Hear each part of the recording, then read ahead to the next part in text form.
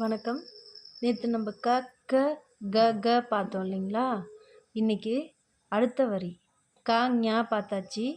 இப்போது ச வரிசை.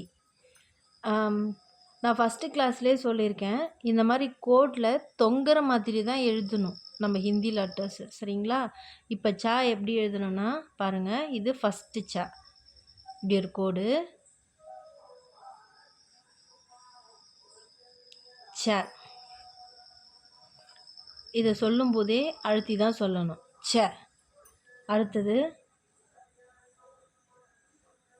அங்கே 4வது க போட்டோம் இல்லைங்களா, அதே மாதிரி போட்டுட்டு இங்கே சுழிச்சு விடணும். அங்கே க வந்து சுழிச்சிருக்க மாட்டோம், இங்கே சுழிச்சு விடணும்.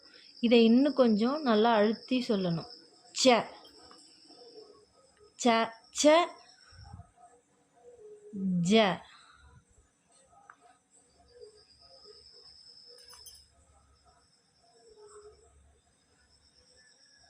இது 4வது ஜ, இஜ்ஜி போட்டு ஜ. ச ச ஜ ஜ ஞ,